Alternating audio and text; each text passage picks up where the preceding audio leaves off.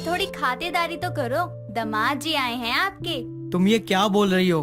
अब तो मैं इस घर का बेटा हूँ। मेरे दामाद ने पहली रसोई बनाई है तो हमें तो बहुत अच्छा लगा खाना, और इसका नेक भी बनता है। अमन अपनी पहली रसोई बनाता है और गीता उसे नेक भी देती है। अमन एक बहुत ही शांत लड़का था।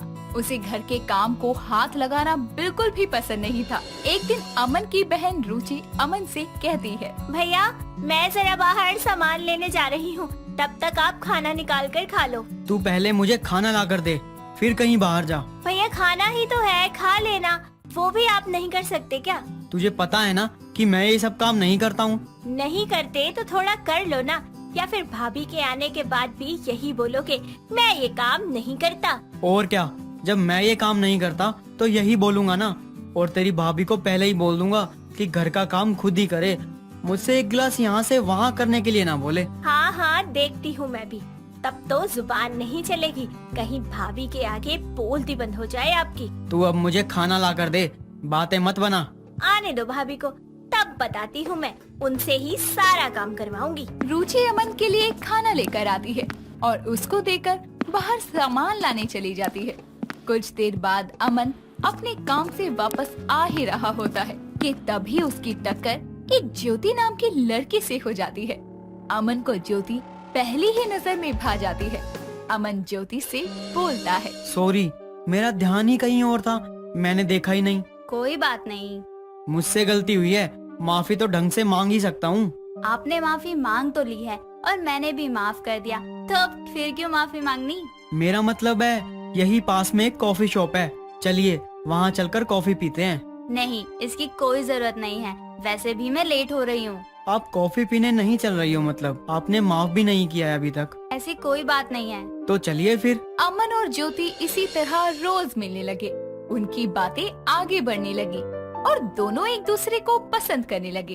अमन ने ज्योति को शादी के लिए प्रपोज किया और ज्योति ने भी हाँ कर दी, जिसके बाद कुछ ही दिनों में दोनों की शादी हो जाती है। शादी के अगले दिन रुचि अमन से कहती है, क्यों भैया, अब तो आपकी शादी हो गई, अब तो आपको वही करना पड़ेगा जो भाभी बोलेंगी। शादी हो गई है तो क्या हुआ, लेकिन मैं घर के काम को अभी हाथ ही नहीं लगाऊंगा। हाँ हाँ, वो तो अब पता चलेगा, काम को हाथ नहीं लगाते थे ना, अब देखना कैसे तुम सारा काम करोगे। वैसे भी मैं तो भाभी से पहली रसोई में बहुत सारा खाना बनाने को बोलूंगी। ठीक है, जैसे तेरी मर्जी। अमन और रुचि की बात ज्योति सुन लेती है और अपने मन में कहती है, अच्छा, इन्हें घर का काम करना पसंद नहीं है, इनसे तो अब मैं पहली रसोई करवाऊंगी।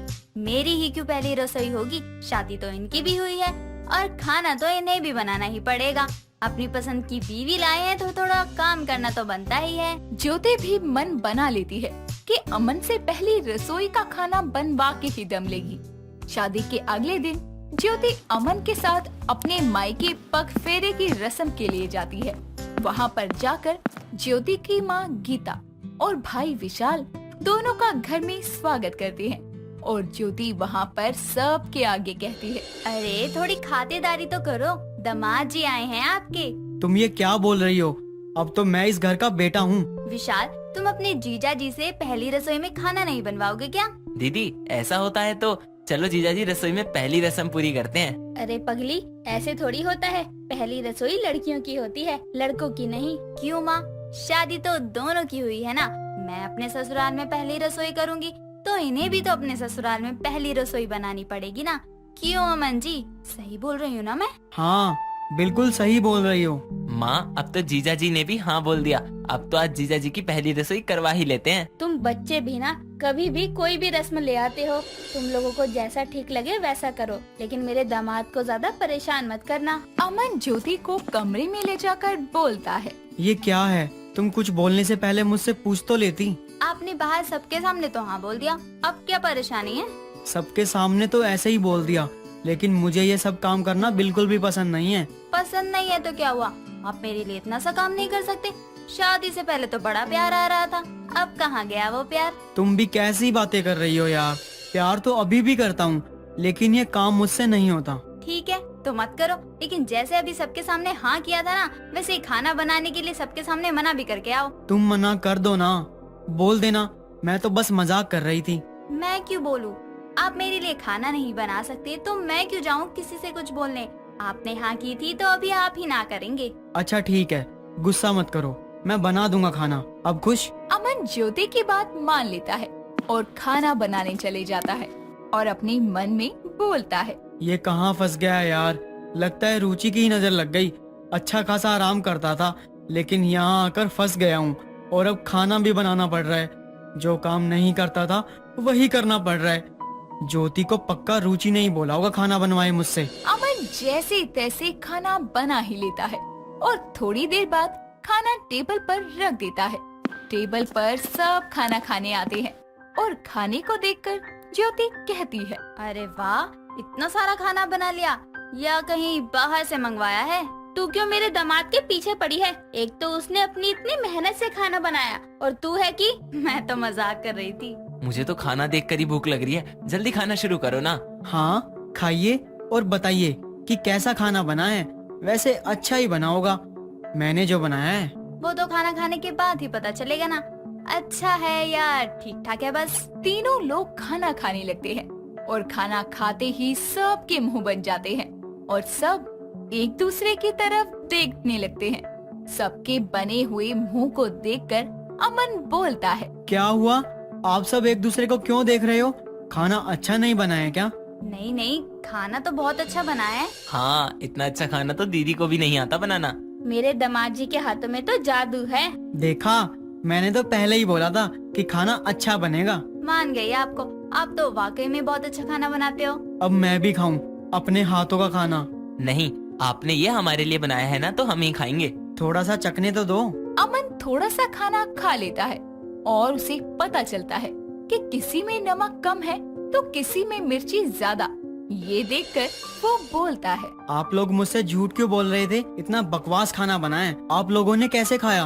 आपने बनाया है इसीलिए हमें तो अच्छा लग रहा है। अब तो झूठ मत बोलो, मैंने खा लिया है खाना और मुझे पता चल गया है कि खाना बिल्कुल भी अच्छा नहीं बना है।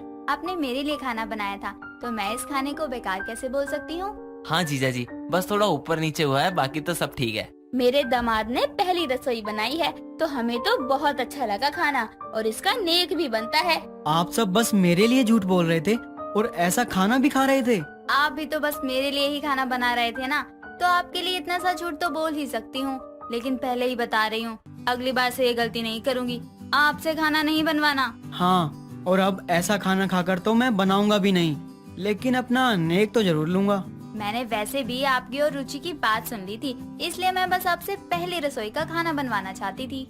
अब तो खा लिया ना मेरे हाथों का खाना, अब मत बोलना। अमन अपनी पहली रसोई बनाता है और गीता उसे नेक भी देती है और कुछ टाइम बाद दोनों अपने घर चले जाते हैं और फिर वहाँ ज्योति की पहली रसोई होती है। एक दिन कीर्ति अपनी दोस्त शेफाली से शाम को कॉल पर बात करती है। वो दोनों बहुत अच्छी दोस्त थी और दोनों के बीच में हंसी मजाक चल रहा था। तभी शेफाली कीर्ति से बोलती है, यार पता नहीं तेरी शादी पहले होगी या मेरी पहले होगी। अगर तेरी शादी मुझसे पहले हो गई तो तू अपनी शादी में मुझे बुलाएगी ना? हाँ ना, बुलाऊंगी। अगर तेरी शादी मुझसे पहले हो गई तो तू बुलाएगी? तू बुद्धू है क्या? और नहीं तो क्या, बुलाऊंगी ही। सोच, अगर मुझसे पहले तेरी शादी हो गई तो जब तो मैं तेरी शादी में मोटी हो जाऊंगी और अपना मटका साथ लेकर आऊंगी। तेरे पहले हुई तो तू अपना मटका साथ लेकर आई हो, वैसे तेरी ही होगी देव के साथ। तू ना पिट जाएगी, बात मत कर मुझसे। चिढ़ गई ना? चल, अब मैं तुझसे बाद में बात करती हूँ। कीर्ति अपना फोन रख कर लेट जाती है।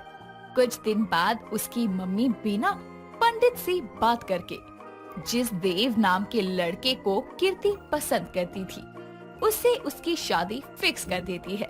इस खबर से कीर्ति बहुत खुश होती है और वो सबसे पहले अपनी दोस्त शेफाली के घर जाकर उसको बताती है, यार मेरी शादी की डेट फिक्स हो गई है देव के साथ। ओ, ये तो बहुत अच्छी बात है। चलो अच्छा है, आके तुम दोनों मिल ही गए। अब तो मन में नगाड़े बज रहे होंगे। पिया की आएगी बारात, रंगीली होगी रात, मगन मैं नाचूंगी। तो फिर चालू हो गई। शॉपिंग करने चलना है तुझे मेरे साथ, मम्मी भी चलेगी अपने साथ। ठीक है, शाम को मेरे घर आ जाइयो, अभी मैं जा रही हूँ। कीर्ति अपने घर आ जाती है और शाम को शेफाली घर आ जाती है। तभी तीनों शॉपिंग करने के लिए जाते हैं और दुकान में घुसते हैं। तभी कीर्ति की मम्मी कीर्ति को बोलती है, अगर पसंद आए तभी लियो। 7-8 दुकानों में देखने के बाद ही पसंद करूंगी। क्या 7-8 दुकान? तो जो पसंद आएगा वही लूंगी ना। देख ऐसे करती है ये लड़की ड्रामे। वहाँ अपने ससुराल में भी पहले दिन जाकर शुरू मत हो जाइयो। मम्मी चुप भी करो, यही बैठ जाती है। मुहूर्त निकल जाएगा शादी का, कपड़े खरीदते ही रह जाएंगे हम। और आप ना लहंगे की जगह या साड़ी की जगह पेटीकोट पहन के बैठ जाना। जो लेना है अपनी मर्जी से ले ले, लेकिन जल्दी से ले और निकल। हद है यार, मम्मी चुप ही नहीं रहती। तो चुप कर लेना। अच्छा ये बता, सामने जो सेक्सी सी ड्रेस लगी हुई है वो तुझे कैसी लग रही है? तुझे तेरे ससुराल के पहले दिन वही गिफ्ट करूं? इसको पहनकर जब तू जीजू के सामने जाएगी तो वो खुशी हो जाएंगे।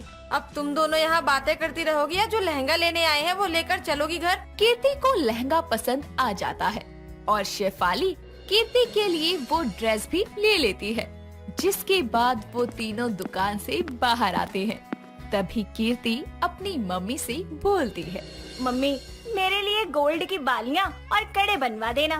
मैंने सिर्फ तेरे लिए झुमकियाँ बनवाई है, पायल बनवाई है, एक नेकलेस है, बालियाँ तो तेरे मामा देंगे। अब सब कुछ यहाँ से लेके जाएगी। बाकी तेरे ससुराल में भी तो तुझे पहले दिन कुछ मिलेगा। अरे हाँ, वो भी मुझे कुछ ना कुछ पहनाएंगे ही। कीर्ति का लहंगा लेकर सब घर आते हैं। दिन गुजरने लगते हैं। शादी की सारी तैयारियां शुरू हो जाती है। घर की डेकोरेशन से लेकर सब कुछ बढ़िया हो जाता है और शादी की तैयारियों में वक्त का पता ही नहीं चलता। शादी के सिर्फ 2 दिन बचे थे। शेफाली भी कीर्ति के पास ही रुकी थी और कीर्ति अपने मन में बोलती है, शादी के समय कितना कुछ मिलता है लड़कियों को। मुझे तो जल्दी से अपने ससुराल जाने का इंतजार है। वहाँ पहले दिन सब मुझे महंगे महंगे तोहफे, ज्वेलरी, गहने, पैसे कितना कुछ देंगे। वाओ। ऐसे ही कीर्ति और देव की शादी हो जाती है। कीर्ति अपने ससुराल आती है। विदाई के बाद कीर्ति की मामी सास डिम्पल उसको अपने साथ लेकर आती है और गाड़ी से उतारते हुए बोलती है, बेटा आराम से पैर रखो, आराम से आना, आराम से। कीर्ति अंदर आकर बैठ जाती है। थोड़ी ही देर में सब मुंह दिखाई की रस्म में आते हैं। कीर्ति घूंघट में बैठी होती है। तभी एक एक करके सारे रिश्तेदार कीर्ति को देखते हैं। अरे वाह नीलम, बहू तो तू बड़ी सुंदर लेकर आई है। चलो बेटा, अच्छे से घर संभालना। सास ससुर की सेवा करना ही तेरा सबसे बड़ा धर्म है। जिम्मेवार बन के रहियो। कीर्ति घूंघट में सर हिलाते हुए हाँ करती है। जिसके बाद वो बुढ़िया चली जाती है और कुछ देर बाद उसकी मामी सास उसे देखने आती है और पैसों का लिफाफा पकड़ाकर आशीर्वाद देकर कहती है, खुश रहो बेटा, घूंघट हटा दो, इसकी कोई जरूरत नहीं है। अरे तुम हमारी बहू नहीं बल्कि हमारी बेटी हो। इज्जत करने वाली तो बिना घूंघट के भी इज्जत करती है, वरना आज के टाइम पर तो घूंघट में रहकर भी लड़कियां गालियां ही निकालती हैं। शर्म तो उनकी आंखों में होती है। चलो, मासी जी ने कम से कम ये 5 किलो का घूंघट तो हटवा दिया। मेरी तो गर्दन ही दर्द हो गई थी। कीर्ति घूंघट हटा देती है और उसकी मामी सास डिम्पल को देखने लगती है और बोलती है, ब्लेस यू बेटा, खुश रहो। भूख तो नहीं लग रही ना? छोड़ो, ये तो क्या ही खाएगी। ऐसा करो दीदी, मेरे लिए खाना लगा दो, हमें घर भी जाना है, खा पी कर चले जाएंगे। लो बेटा, नेक पकड़ो। अबे यार, कब जाएगी ये 100 का नोट पकड़ा के? इंग्लिश मारे जा रही है खड़ी खड़ी। अंग्रेज चले गए, इसे छोड़ गए और मेरा 25,000 का मेकअप खराब करने में लगे हैं। पड़ोस की बुढ़िया दोबारा आ जाती है और कीर्ति को देखकर बोलती है, अरे बेटा, पैसे देना तो मैं भूल ही गई। जरा ढंग से पैर दबा। अरे घुटनों तक तो दबा दे। भगवान तुझे हमेशा खुश रखे। अरे नीलम, बहू का मुंह नहीं ढकवाया, घूंघट की रस्म नहीं है क्या? अरे नहीं नहीं अम्मा जी, हमारे में इतना जरूरी नहीं होता। भाई हम तो करवाते हैं। हाँ, जब ही तो बड़बड़ा रही है और यहाँ आई और घूंघट पर भाषण देने लगी। 100 रुपए के नोट पकड़ाई जा रही है। ऊपर से 2 बार मेरा पैर भी दबा दिया और यहाँ मैं इनके पैर दबा दबा के पागल हो जाऊंगी। कोई मुझे आराम करने भेज दो रे बाबा। चलो बेटा, एक काम करो, तुम सबके लिए खीर बना लो। सब अपने अपने घर चले जाएंगे तो तुम्हारे हाथों का कुछ मीठा खाकर चले जाएंगे। क्या? अभी तो मेरे हाथों की मेहंदी भी नहीं उतरी है और इन्होंने मुझे रसोई में भी भेज दिया। कीर्ति की पहली रसोई थी। वो डरते हुए सबके लिए पहली बार खीर बनाकर लाती है और खीर खाकर सब कीर्ति को नेक भी देते हैं। तभी खीर खाकर डिम्पल बोलती है, थोड़ी सी इसे और पकाती ना तो और बढ़िया बनती। चीनी और थोड़े ड्राई फ्रूट्स भी डाल देती। कीर्ति की आंखों में आंसू आ जाते हैं और वो बची हुई खीर रसोई में ले जाती है। तभी उसे देखकर देव बोलता है, क्या हुआ, तुम रो क्यों रही हो? मम्मी की याद आ रही है क्या? नहीं, मैंने खीर बनाई है, शायद अच्छी नहीं बनी, किसी को पसंद नहीं आई। किसी ने तारीफ नहीं करी? नहीं, किसी ने कुछ बोला क्या? डिम्पल मामी को पसंद नहीं आई। वो आज मुझे सबके सामने बोल रही थी कि खीर में चीनी कम है और ठीक से पकी भी नहीं हुई। कोई बात नहीं, तुम परेशान मत हो, मैं खीर को अभी बढ़िया बना देता हूँ, उसके बाद तुम सबको खिलाना। देव खीर को सही कर देता है। ऐसे ही शादी का पहला दिन कीर्ति की उम्मीदों के जैसा खूबसूरत ना होकर बदसूरत निकलता है। 2 दिन बाद कीर्ति के पास उसकी मम्मी का कॉल आता है और वो कहती है, क्या कर रही है बेटा? मम्मी, अभी काम करने आई हूँ, बस अभी बर्तन धोने हैं। और ससुराल का पहला दिन कैसा था? सही था, थक गई थी सारा दिन, फिर शाम को सबके लिए खीर भी बनाई थी। क्या ससुराल के पहले दिन ही तुझे काम में लगा दिया? वो मम्मी, सबको घर जाना था और सब बोले कि हमें बहू के हाथ का मीठा खाना है, इसलिए। अच्छा चल सही है, ले शिफाली से बात कर ले। हाँ बोल शिफाली। और बता, क्या हाल चाल है? तू तो जीजा जी के पास जाकर मुझे भूल ही गई। नहीं यार, ऐसा नहीं है, मुझे टाइम नहीं मिला आज। हाँ, ससुराल का पहला दिन जो था तुझे टाइम नहीं मिला होगा। अब तो 2 दिन हो चुके हैं। और बता, तेरी सास ने तुझे क्या दिया? सिंगाड़ा? क्या मामी सास और मासी सास ने?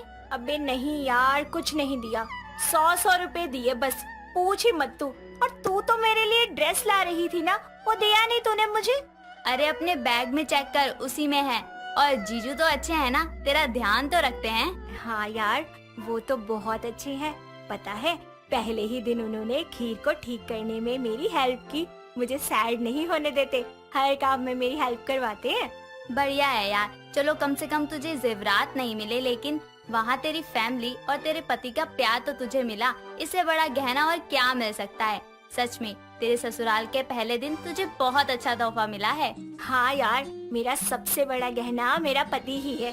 शेफाली की बात सुनकर कीर्ति को भी ये एहसास होता है कि ससुराल के पहले दिन उसको भले ही महंगे तोहफे ना मिले हो, लेकिन एक अनमोल परिवार और गहनों से भी कीमती पति मिला है जो उसे बहुत प्यार करता है। सुहासी को हमेशा से सजने संवरने का बहुत शौक था। वो कहीं भी जाती तो बन ठन कर जाया करती। एक दिन वो अपनी माँ के साथ पड़ोसन की बहू की मुंह दिखाई में जाती है, जहाँ से लौटने पर वो अपनी माँ से कहती है, माँ, आंटी की बहू ने खुद को कितने अच्छे से सजाया था ना। उनके गहने, साड़ी सब कितने खूबसूरत थे। लेकिन माँ, मुझे एक बात अभी भी समझ नहीं आई। अरे क्या समझ नहीं आया तुझे? यही कि सभी औरतें ऐसे क्यों कह रही थी कि आंटी की बहू को 16 श्रृंगार करना चाहिए था। श्रृंगार तो समझ में आता है, लेकिन 16 श्रृंगार का क्या मतलब होता है? क्योंकि बेटा 16 श्रृंगार करना शुभ माना जाता है, जिससे पत्नी का वैवाहिक जीवन सुख में बीतता है, उसके पति की लंबी उम्र होती है। पर आजकल की मॉडर्न लड़कियां तो मांग भी बालों के बीच में छुपा कर भरती है कि कहीं कोई देख न ले। किसी का तो पता नहीं, पर मैं अपनी शादी के बाद 16 श्रृंगार जरूर करूंगी। अच्छा जी, पहले शादी तो हो जाने दे, और 16 श्रृंगार सबके बस की बात नहीं है। वैसे भी आजकल की लड़कियां तो 7 श्रृंगार को आफत समझने लगी है।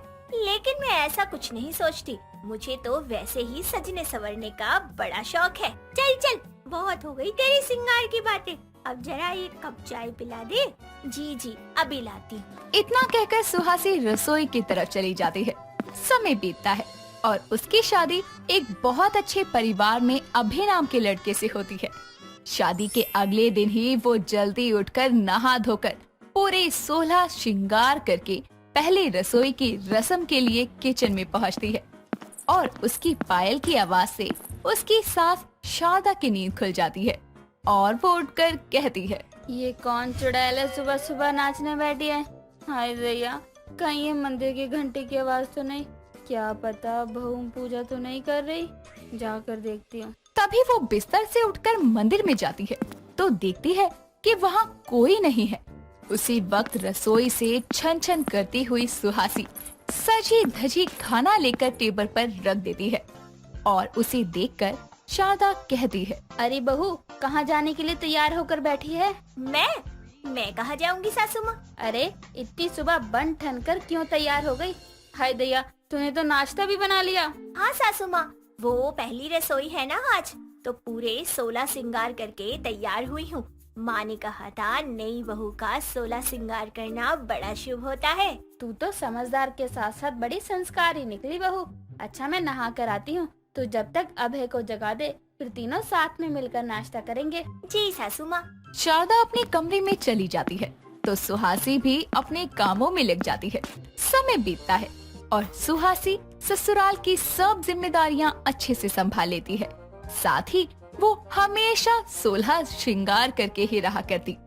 एक शाम जब वो मेकअप कर रही होती है, तभी शारदा उसे आवाज देते हुए उसके कमरे में आती है। बहू, अरे ओ बहू, मैं कह रही थी कि अरे तू तो यहाँ आईने में खुद को निहार रही है। मैंने तुझे कहा था ना, बाजार चली जाइए, घर में सब्जियाँ नहीं है। हाँ सासू माँ, वहीं जाने के लिए तो रेडी हुई हूँ, बस ये चूड़ियाँ पहन लो। बहू, बाजार जाना है सब्जी लेने, किसी की बारात में नहीं। इतना क्या तैयार हो रही है? थोड़े हल्के जेवर डाल ले, क्या हमेशा लदी हुई रहती है? सासू माँ, आपको पता है ना, मैं 16 श्रृंगार करके ही कहीं आती जाती हूँ, और फिर 7 श्रृंगार करना तो सुहागन का गहना होता है। हाँ हाँ जानती हूँ बहू, लेकिन अभी हर जगह ऐसे कमरबंद, नथनी और ये सब पहन कर जाना ठीक नहीं है। कोई खास मौका हो तो समझ भी आता है। अब सासू माँ, मैं 16 श्रृंगार करने के लिए किसी खास मौके का इंतजार थोड़ी करूँगी। अच्छा, बाजार जाती हूँ, वरना खाना बनाने में देरी हो जाएगी। अरे पर सुहासी अपनी सास की बात को अनदेखा करके वहाँ से बाहर जाने के लिए निकल जाती है और रात को सबके खाने के बाद वो किचन का सारा काम करके इतनी थक जाती है कि अपने गहने बिना उतारे ही बेड पर सो जाती है। आधी रात को गहरी नींद में होने की वजह से उसका पैर अभय के पैर से टच हो जाता है और उसकी पायल से अभय के पैर पर खरोच आ जाती है और वो चिल्ला कर उठता है। क्या चुप गया यार? बेड पर कंकड़ वंकड़ बिछाए हैं क्या? ये तो इस महारानी की पायल ही है। सुहासी, सुहासी, क्या हुआ? आधी रात को क्यों चिल्ला रहे हो? अरे तुम्हारी पायल ने मेरा पैर छील दिया। रात को ये सब पहनकर कौन सोता है? बताओ, कर दिया ना मुझे आधी रात में घायल। क्या? मेरी पायल? अरे पायल से कौन घायल हो जाता है? सो जाओ चुपचाप, मैं बहुत थक गई हूँ। अरे तो ये सब पहन कर क्यों सोती हो? अरे कोई चोरी करके ले जाएगा क्या? ऐसे में पता नहीं नींद कैसे आती है इसे। अभय कहता रहता है, लेकिन सुहासी नींद में होने के कारण कोई जवाब नहीं देती। अगली सुबह वो बढ़िया सी साड़ी पहनकर पूरे 16 श्रृंगार करती है और खुद को शीशे में देखते हुए घूमती है तो उसकी चूड़ी की आवाज से अभय की नींद खुल जाती है और वो कहता है, यार सुहासी, तुम्हारी दिक्कत क्या है? चैन से जीने दोगी कि नहीं? रात को तुम्हारी पायल ने सोने नहीं दिया, अब अपनी चूड़ियों के शोर से मेरी नींद खराब कर रही हो तुम। अब कांच की चूड़ियाँ हैं तो बजेंगी ना। अच्छा ठीक है, तुम गुस्सा मत हो, मैं जाती हूँ। तभी वो आवाज करती हुई कमरे से बाहर निकल जाती है और अभय परेशान होकर जमीन पर तकिया फेंक देता है। अपने पति और सास के बार बार समझाने पर भी वो हमेशा 16 श्रृंगार करना नहीं छोड़ती। एक शाम उसकी पड़ोसन सरिता प्रसाद देने उसके घर आती है। शारदा कहाँ है? आंटी जी, सासू माँ छत पर है, आप बैठिए, मैं बुलाती हूँ। अरे रहने दे बहू, मैं तो बस ये सत्संग का प्रसाद देने आई थी। अरे सरिता बहन, तुम यहाँ बड़े दिनों बाद आई। ले, तुझे ही तो आवाज दे रही थी मैं। अच्छा हुआ तू आ गई। बहू जा, सरिता बहन के लिए चाय नाश्ता ले आ। ले बहू, ये प्रसाद भी लेती जा। इतना कहकर सरिता उसे प्रसाद पकड़ा देती है और सुहासी रसोई में चली जाती है।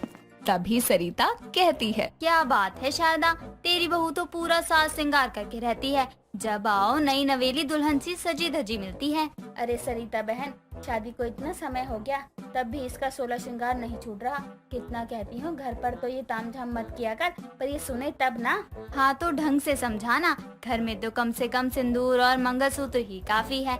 ऐसे तो कहीं बाहर जाएगी तो लोगों की नजर इसी पर टिकी रहेगी। अब क्या करूँ, बहू ही ऐसी 16 श्रृंगार वाली मिली है मुझे। कुछ देर बातें करने के बाद सरिता वहाँ से चली जाती है। समय बीतता है। एक दिन अभय अपनी माँ से कहता है, माँ, कंपनी को नया और बहुत बड़ा प्रोजेक्ट मिलने की खुशी में बॉस ने पार्टी रखी है, तो आप भी मेरे साथ चलना। और मैं? तुम तो कृपा करके मत ही जाना, क्योंकि पार्टी में जाना है, शादी या गोद भराई के फंक्शन में नहीं, जहाँ तुम अपना ये 16 श्रृंगार करके जाओ। क्या बोल रहा है तू अभय? सही तो कह रहा हूँ माँ, इसे कहीं भी जाना होता है तो अपने 16 श्रृंगार करने बैठ जाती है। मुझे उससे दिक्कत नहीं है, लेकिन कभी कभी माहौल के हिसाब से भी तो तैयार होना चाहिए ना। हाँ बहू, इन गहनों में तुझे भी तो काम करने में दिक्कत होती होगी ना। माना तुझे सजना धजना पसंद है, लेकिन 16 श्रृंगार खास मौकों और अवसर पर ही जचता है। सुहासी उस समय कुछ नहीं कहती और वहाँ से चली जाती है। अगले दिन पार्टी में जाने के लिए शारदा और अभय निकलने ही वाले होते हैं कि तभी वहाँ सिंपल सी साड़ी पहने, सिर्फ गले में मंगलसूत्र और माथे पर सिंदूर लगाए, बिना गहनों से लदी सुहासी आती है, जिसे देखकर दोनों हैरान हो जाते हैं। और सुहासी कहती है, क्या अब मैं पार्टी में चल सकती हूँ? मैं समझ गई हूँ सासू माँ कि 16 श्रृंगार बस पति के लिए करना चाहिए, दुनिया को दिखाने के लिए नहीं। जब मेरे 16 श्रृंगार से मेरा पति खुश नहीं है तो फिर क्या फायदा। इसीलिए जब वो चाहेंगे तब तीज त्योहार पर ही 16 श्रृंगार किया करूँगी। चलो, कम से कम अब अकल तो आ गई मेरी 16 श्रृंगार वाली बहू को। तभी तीनों पार्टी में जाने के लिए निकल जाते हैं। अवीन एक खुशमिजाज और बिंदास लड़का था, जो सुनता तो सबकी था पर करता अपने मन की। उसे मेकअप के प्रोडक्ट्स में काफी दिलचस्पी रहा करती थी और शहर में अकेला रहने के कारण उसने मेकअप आर्टिस्ट होने का कोर्स करने के बाद एक बहुत बड़े ब्यूटी सैलून में मेकअप आर्टिस्ट के तौर पर जॉब करना शुरू कर दिया। अच्छी कमाई होने के कारण वो खुद का घर तक खरीद लेता है और घर में रह रही अपनी माँ को भी शहर में ले आता है। एक दिन सुबह के समय नाश्ता करते हुए अवीन कहता है, माँ, आज लंच में ना 4 से ज्यादा पराठे डालना। आपके हाथ के पराठे कितने भी खा लूं, जी नहीं भरता। हाँ समझ गई। वैसे एक बात तो बता छोरे, तू काम क्या करता है? मतलब कौन से ऑफिस जाता है? काम? वो हमारी कंपनी में ये जो मेकअप का सामान होता है ना, उसका एक्सपोर्ट इम्पोर्ट होता है। कुछ पल्ले ना पड़ा छोरे। मतलब मेकअप के सामानों को खरीदना बेचना। अच्छा, सामानों का आवन जावन। मैं कहूँ खाने के डिब्बे के अलावा कुछ लेकर नहीं जाता तू तो? कागज वागज लेकर जाते हैं ना सब। अरे क्या माँ, आजकल सब ऑनलाइन होता है। माँ को बताया कि मैं एक ब्यूटी सैलून में लोगों का मेकअप करता हूँ, तो माँ मार मार कर मेरा थोपड़े का मेकअप कर देंगी। तभी अवीन लंच लेकर सैलून के लिए निकल जाता है। अपनी मेकअप आर्टिस्ट होने के बाद अवीन अपनी माँ को नहीं बताता। समय बीतता है। इस बीच अवीन खुद का एक ब्यूटी पार्लर खोलने की सोचता है, जिसके लिए वो अपनी माँ से बात करने को जाता है कि तभी उसकी माँ उसके कमरे में पड़ा मेकअप किट हाथ में लिए गुस्से में बाहर आकर कहती है, ये सब क्या है छोरे? ये लड़कियों की लाली लिपस्टिक तेरे कमरे में क्या कर रही है? तुझे इन सब की क्या जरूरत? और वो अपनी पड़ोसन की छोरी कंचन कह रही थी कि एक शादी में जाने के लिए तूने उसे तैयार किया था। अपनी माँ का गुस्सा देखकर वो उसे अपनी जॉब के बारे में सब सच बता देता है, जिसे सुनकर सरला हैरान रह जाती है और चिल्ला कर कहती है, नास पीटे नालायक, दुनिया में काम धंधों की कमी पड़ गई थी क्या जो ये काम करना चुना तूने? अरे लोग हंसेंगे मुझ पर कि मेरा छोरा लोगों की लाले पाउडर लगाने और उनको सजाने का काम करता है। माँ, इसमें हंसने जैसा क्या है? काम काम होता है, और आपकी इसी सोच की वजह से मैं आपको सच नहीं बता रहा था। चुप कर एकदम। अभी के अभी कोई दूसरी नौकरी देख ले, और ये सजना सजाना लड़कों को शोभा नहीं देता। माँ, जितनी नौकरी करनी थी मैंने कर ली। अब मैं खुद का ब्यूटी पार्लर खोलने जा रहा हूँ, और हाँ, मुझे मेरे काम से बहुत प्यार है। फिर चाहे आप इस बारे में कोई भी राय रखें। अरे किसने इसकी बुद्धि भ्रष्ट कर दी? और तेरी शादी कैसे होगी? अरे सुन भी रहा है कि नहीं? अवीन सरला के सुने बिना ही कमरे में चला जाता है और बहुत जल्दी ही घर से कुछ दूरी पर अवीन अपने ब्यूटी पार्लर का श्री गणेश करता है। समय बीतता है। सरला अवीन के लिए सुहासी नाम की लड़की को देखने जाती है, जहाँ सुहासी को देखते ही सरला कहती है, हमें तो लड़की पसंद है बहन जी, आप अपनी राय बताइए। पहले तो ये जान लीजिए आपका बेटा क्या करता है, कमाई कितनी है। क्यों अविन बेटा, बताओ अपने बारे में। जी वो मैं एक बहन जी बहुत पढ़ा लिखा है मेरा बेटा, खुद का अच्छा खासा कारोबार है और कमाई इतनी है कि आपकी बेटी को कोई दिक्कत नहीं होने देगा। माँ ये सब चुप बैठ, क्या बोलूं कि मेरा छोरा लोगों को सजाने संवारने का काम करता है। नाक नहीं कटानी मुझे, काम में तूने अपनी मर्जी चला ली, लेकिन यहाँ मुझे अपनी मर्जी चलानी है। इतना कहकर सरला उसे चुप करवा देती है और रिश्ता पक्का कर देती है। कुछ समय बाद अवीन और सुहासी की शादी हो जाती है। ससुराल में सुहासी अपनी सब जिम्मेदारियों को संभालती है। एक दिन वो शीशे के सामने बैठी अपना मेकअप कर रही होती है। तभी लाइनर लगाते हुए वो परेशान होकर कहती है, ओहो, 4 बार साफ करके 5वीं बार लाइनर लगा रही हूँ, फिर भी आड़ा टेढ़ा लग रहा है। इतना परेशान क्यों हो रही हो?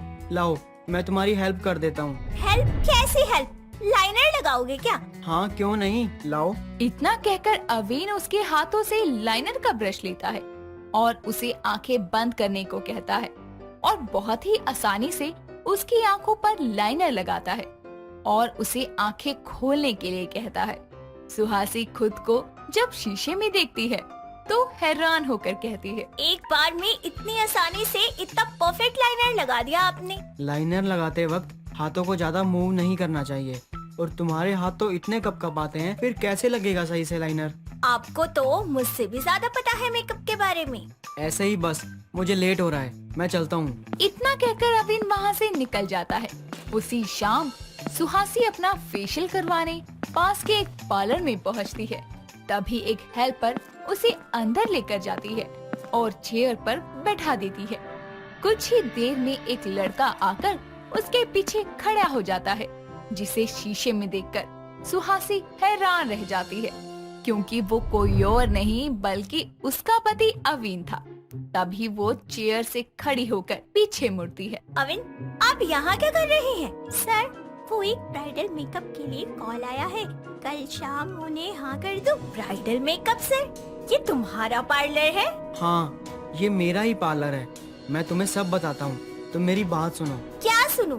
कि मेरे पति के पार्लर में फेशियल करवाने आई हूँ और इस बात से अनजान हूँ कि मेरे पति का कोई पार्लर भी है। हाँ? इतना कहकर सुहासी गुस्से में वहाँ से चली जाती है। शाम को जब अवीन घर आता है तो खाने के समय सुहासी टेबल पर खाना रखते हुए जोर से बर्तन पटकने लगती है। तभी सरला कहती है, तेरे मायके की चम्मच कटोरियाँ नहीं है जिन्हें बजाई जा रही है, शांत हो जा। सच्चाई जानने के बाद मेरा गुस्सा भी 7वें आसमान पर था, लेकिन मेरी एक ना सुनी इसने। हाँ तो मुझसे छुपाया तो शादी के बाद भी क्यों नहीं बताया? कभी सोचा नहीं था मेकअप करने वाले से मेरी शादी हो जाएगी। मतलब क्या है तुम्हारा? मैं एक मेकअप आर्टिस्ट हूँ, खुद का ब्यूटी पार्लर चलाता हूँ, तो तुम्हें मेरी पत्नी होने का पछतावा है? आप तो चुप ही रहिए। आपको नहीं पता ये मेकअप शेकअप वाला काम ना मर्दों के लिए नहीं बल्कि औरतों के लिए होता है। खुद की कारोबार के नाम पर पार्लर खोलकर बैठे हैं। सुहासी की ये बात सुनकर अवीन गुस्से में वहाँ से चला जाता है। अगले दिन सुहासी अपनी सहेलियों से मिलने कैफे जाती है, जहाँ सभी बातें करती हुई कहती हैं, यार मेरे पति का तो फैमिली बिजनेस है, इसके चलते उन पर सब कुछ संभालने की जिम्मेदारी है। मेरे पति का भी प्रमोशन हो गया है और मैनेजर की पोस्ट मिलते ही उनका रुतबा बढ़ सा गया है। वैसे सुहासी, मैंने सुना है तेरे पति का खुद का पार्लर है। अजीब लगता है ना, मतलब मेकअप वेकअप लड़कों को समझ में आता है, कहना तो नहीं चाहिए, लेकिन पता नहीं कौन आता होगा उस पार्लर में। सुहासी चाहकर भी कुछ नहीं बता पाती और गुस्से में वहाँ से घर लौट आती है। उसे गुस्से में देखकर सरला कहती है, क्या हो गया तुझे? होना क्या है, अपनी सहेलियों के आगे शर्मिंदा होकर आ रही हूँ। मतलब किसी का पति बिजनेसमैन है, किसी का पति अकाउंटेंट है, किसी का पति मैनेजर है, और मेरा पति क्या करता है?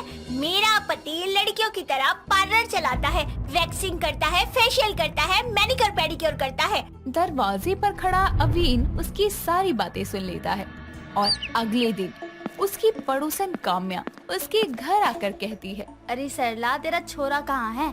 मैं कह रही थी मेरी स्वीटी ने कल पार्टी में जाना है, तो उसका थोड़ा मेकअप कर देता तो सही रहता। हाँ तो पार्लर चली जा, यहाँ क्यों टपकी है? अरे तू तो जानती है शादियों के दिन चल रहे हैं, जिसके चलते उसके पार्लर पर तो भीड़ लगी रहती है। अभी सारे मोहल्ले में उससे अच्छा मेकअप करता कौन है? लड़कियां भी ना कर पाती उसके जैसा मेकअप। जब वो आए तो कह दियो उससे, चलती हूँ मैं। इतना कहकर काम्या वहाँ से चली जाती है। शाम को जब सुहासी मार्केट से घर लौट रही होती है तो मोहल्ले वालों से अवीन के मेकअप की तारीफ सुनकर खुद से कहती है, मैं कितना गलत सोच रही थी। सुंदर दिखने की चाहत तो हर किसी की होती है और अविन अपने हुनर से सबकी ये चाहत पूरी करते हैं। अवीन उसकी ये बात सुन लेता है और बोलता है, अच्छा, अचानक मेरे बारे में ऐसा क्या सोचने लगी? क्योंकि शायद अब तक मैं गलत फहमी में थी कि मेकअप और पार्लर सब लड़कियों का पेशा होता है, पर ऐसा नहीं है। आपके काम की तारीफ और अपने पति के पार्लर पर मेकअप कराने के लिए लगी भीड़ को देखकर मेरी गलतफहमी दूर हो गई। मुझे माफ कर दीजिए। एक शर्त पर, कि तुम बस अपने पति के पार्लर में ही मेकअप करवाओगी। हाँ, बस पति के पार्लर में डिस्काउंट बराबर मिलना चाहिए। तभी दोनों हंसने लगते हैं। फुरफुरी नगर में दो भाई लाला और गोलू रहते थे। दोनों ही भाई आपस में मिलजुल कर रहा करते थे। वो दोनों अमीर होने के साथ साथ दिमाग से चतुर भी थे। एक दिन ऐसे ही गोलू और लाला साथ में जंगल की ओर जा रहे थे। उन्हें रास्ते में एक सुनहरी घंटी मिलती है। गोलू उस घंटी को नीचे से उठाता है और बोलता है, ये किसकी घंटी है और ये यहाँ क्या कर रही है? मुझे लग रहा है ये किसी फेरी वाले की घंटी है। वो इसका इस्तेमाल अपने सामान को बेचते हुए घंटी को बजाकर लोगों की भीड़ इकट्ठा करने के लिए करता होगा। ये हमारे किसी काम की नहीं है। ऐसा कहकर गोलू उस घंटी को फेंक देता है और लाला को साथ में लेकर आगे की ओर बढ़ने लगता है। लेकिन तभी पीछे से आवाज आती है। दोनों भाई पीछे मुड़कर देखते हैं, लेकिन उन्हें कोई नजर नहीं आता। कुछ दूर आगे चलते ही उनके पीछे से दोबारा आवाज आती है। गोलू की नजर नीचे पड़ती है, जहाँ एक बेली नाम की जादुई घंटी उनसे बोलती है, तुम दोनों भाइयों को मैं फालतू लगती हूँ। भूत भूत, कोई बचाओ मुझे। ये घंटी कैसे बात कर सकती है? कोई बचाओ इस घंटी भूत से। अबे कहीं हम दोनों नींद में तो नहीं है ना? मैंने भी ऐसा चमत्कार पहली बार देखा है। अपनी जान प्यारी है तो भाग मेरे भाई। दोनों एक दूसरे का हाथ पकड़ते हुए भागने लगते हैं। लेकिन तभी घंटी उन्हें चेतावनी देते हुए गुस्से से बोलती है, रुक जाओ तुम दोनों, मैं तुम दोनों भाइयों को मुर्गी बना दूंगी, फिर तुम दोनों कुछ नहीं कर पाओगे। उस घंटी की बात सुनकर दोनों अपने अपने हाथ ऊपर करके खड़े हो जाते हैं। गोलू डरते हुए उस घंटी से पूछता है, लेकिन तुम हमारे साथ क्या करना चाहती हो?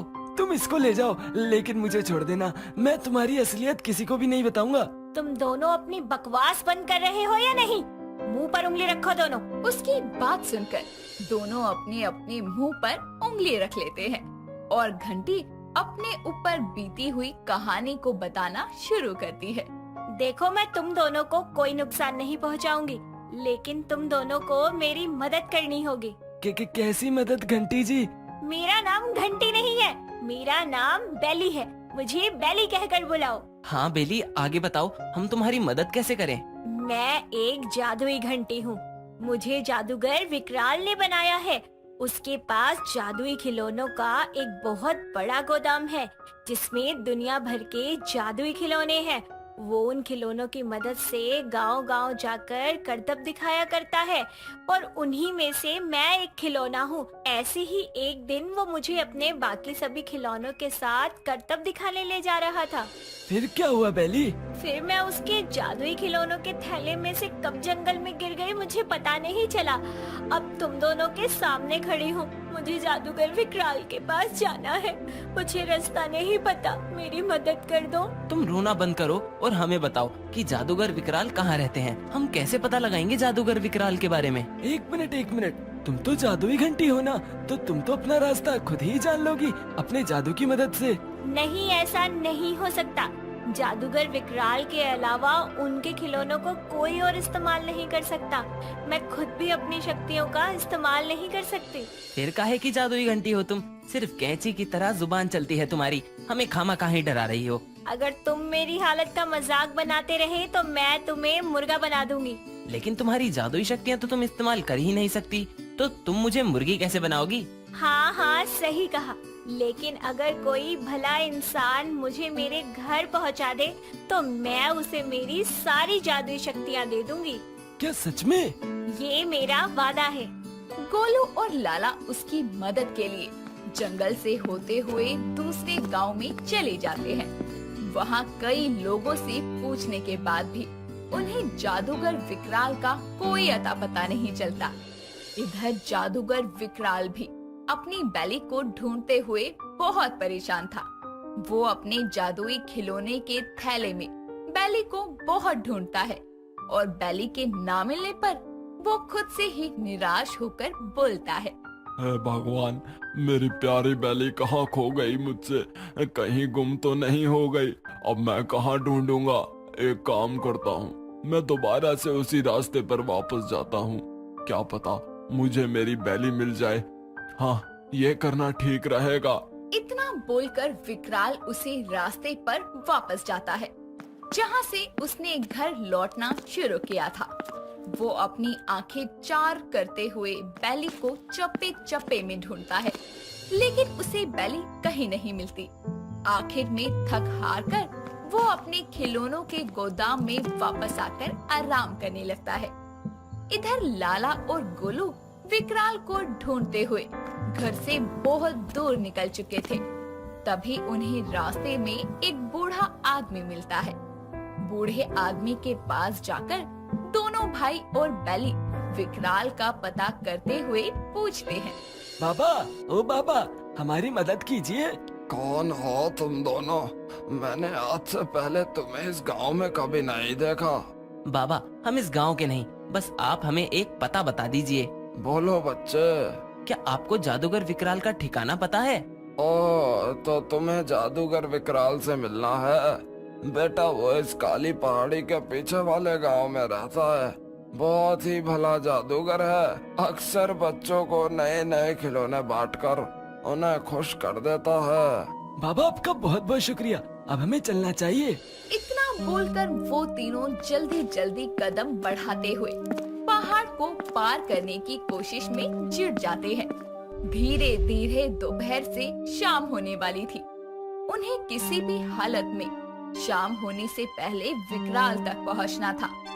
वो दोनों जल्दी जल्दी रास्ता पार करते हुए विकराल के पास पहुंच जाते हैं और वहाँ पर विकराल अपनी व्हील चेयर पर बैठे बैठे सो रहा था। घंटी उसे देखते ही खुशी से चिल्लाने लगती है, जादूगर विकराल आके हाँ हाँ, हम इसे बहुत प्यार से अपने साथ रखेंगे। हम इस जादुई घंटी को एंजल कहकर बुलाएंगे। अरे वाह, क्या बढ़िया नाम है। चलो, मैं अभी एक झटके में तुम दोनों को घर पहुंचा देती हूँ। बस अपने हाथों से बजाकर आंखें बंद करो। मुझे माफ करना बेली, मैंने ना जाने तुम्हें कहाँ खो दिया था। मुझे खुशी है कि तुम मुझे मिल गई। मैं तुम्हें ढूंढने भी गया था, लेकिन तुम कहीं नहीं मिली मुझे। कोई बात नहीं विकराल जादूगर, इन दोनों नेक दिल इंसानों ने आपको ढूंढने में मेरी बहुत मदद की है। तुम दोनों का बहुत बहुत शुक्रिया। मैं सच में बहुत खुश हूँ। मैं इनाम के तौर पर तुम्हें कुछ देना चाहता हूँ। बोलो, क्या चाहिए तुम्हें? नहीं नहीं विकराल जी, हमें कुछ नहीं चाहिए। हमें खुशी है, बैली आपको मिल गई। बहुत प्यारी है बैली, लेकिन पहली बार में तो हम इसे देखकर ही डर गए थे। नहीं नहीं, मैं कुछ तो आपको उपहार के तौर पर देना चाहता हूँ। आप दोनों अपनी ख्वाहिश रखिए। अगर आप देना ही चाहते हैं तो आप हमें बैली को ही दे दीजिए। माफ करना, मैं बैली को नहीं दे सकता, लेकिन उसकी तरह दूसरी जादुई घंटी दे सकता हूँ। इतना बोलकर विकराल एक नई जादुई घंटी को प्रकट करता है।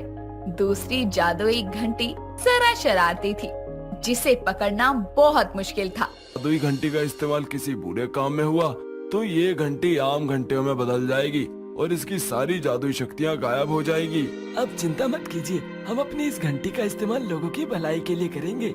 हाँ हाँ, हम इसे बहुत प्यार से अपने साथ रखेंगे। हम इस जादुई घंटी को एंजल कहकर बुलाएंगे। अरे वाह, क्या बढ़िया नाम है।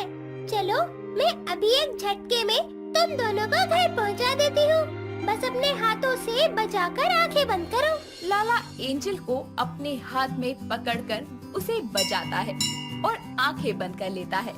और जब आंखें खोलता है तो उसे अपने सामने अपना कमरा नजर आता है, जिसे देखकर एंजल बोलती है, देखा मेरा कमाल, कैसे 1 सेकंड में तुम्हें घर पहुंचा दिया। हाँ, तुम मेरे बहुत काम आओगी। चलो अब जल्दी से मेरे लिए मैगी बना दो, बहुत तेज भूख लगी है। नहीं लाला, हम इसका इस्तेमाल अपने स्वार्थ के लिए कभी नहीं करेंगे। तुम्हें याद नहीं जादूगर विकराल ने क्या कहा था? हाँ गोलू, मैं तो भूल ही गया था। चल कोई नहीं, हम अपने आप ही मैगी बनाकर खा लेते हैं। दोनों आपस में हंसते हुए मैगी बनाकर खाते हैं।